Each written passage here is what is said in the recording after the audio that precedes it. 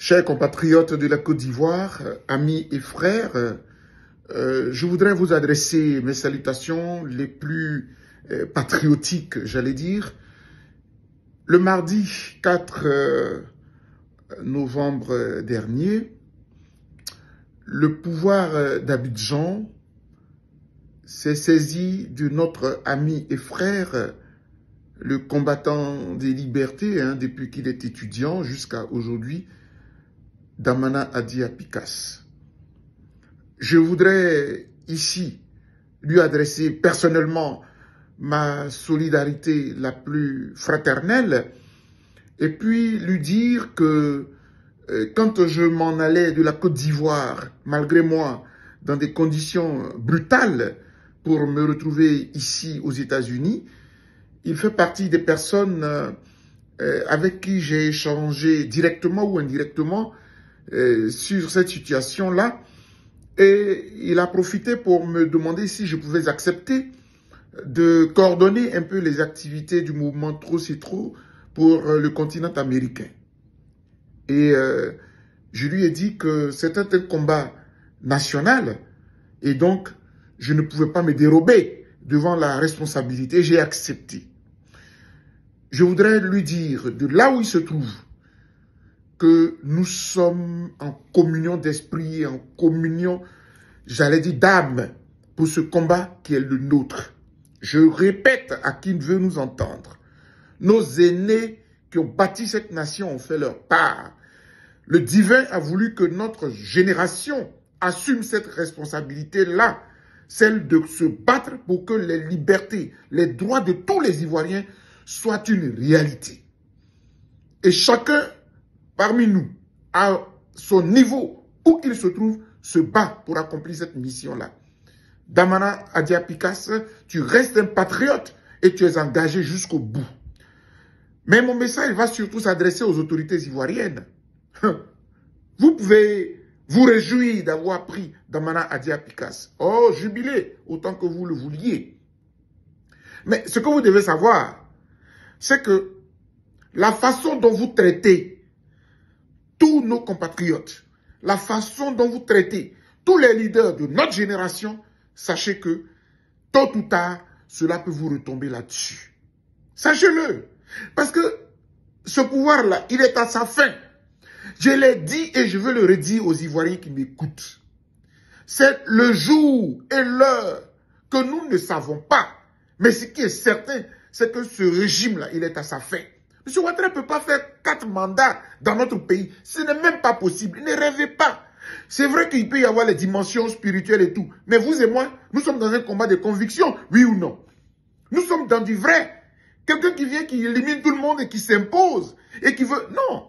Maintenant, vous voyez qu'en ce moment-là, il y a une petite accalmie en attendant la marche qui est prévue pour le 8 novembre prochain. Cette grande marche-là, il y a une sorte d'accalmie. Parce que les uns et les autres se gênent un peu sur la question des législatives ou pas législatives. Moi, j'ai été très clair sur cette question. Je ne veux pas y revenir. Moi, je suis dans un combat focus. Je suis un acteur de la société civile. Je ne suis pas encore engagé dans un combat pour la magistrature suprême de mon pays ou même pour la représentation à l'hémicycle dans mon pays parce que les conditions ne sont pas réunies. Donc, pour le moment, ce combat-là, ce débat électoral-là ne m'intéresse pas parce que nous ne sommes pas dans un contexte normal. Je me bats pour que toutes les conditions soient réunies pour que quiconque veut candidater et à la présidence de la République et aux législatives ou aux municipales aille à part égale, dans les conditions égales que tout autre. Or, aujourd'hui, toutes les conditions ne sont pas réunies parce que M. Ouattara a tout mis en œuvre pour essayer de légitimer son pouvoir qui n'a aucune légitimité, qui n'a aucune légalité. Toutefois, les partis politiques sont dans leur rôle et dans leur jeu. Ils ont des militants qui se sont organisés pour créer leur parti. Ils sont responsables.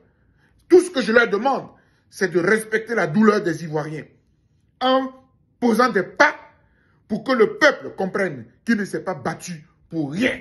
C'est ça notre combat et c'est ça ma posture. Cela dit, prenez M. Damana Adia Picas, mais Et les avocats vous l'ont dit depuis Paris.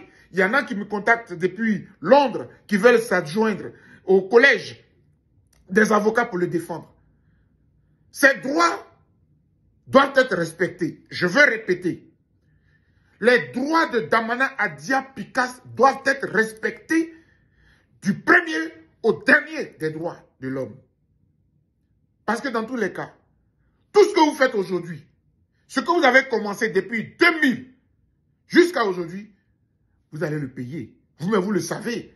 Et M. Ouattara le sait en premier. Lui qui a voulu frapper un régime et qui l'a fait et qui est tombé.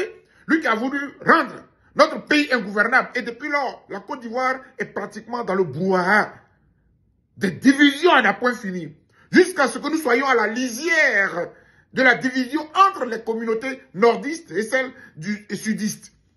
Entre les peuples, jusqu'à ce que nous frôlions même des guerres religieuses. C'est du Ouattara. Mais tout cela va prendre fin. J'ai voulu faire ce message à mes compatriotes pour dire, nous avons mal de l'arrestation de Damana Adia Picas, mais ce n'est qu'une étape. Le combat, là, il est devant nous. Il est lourd, il est fort.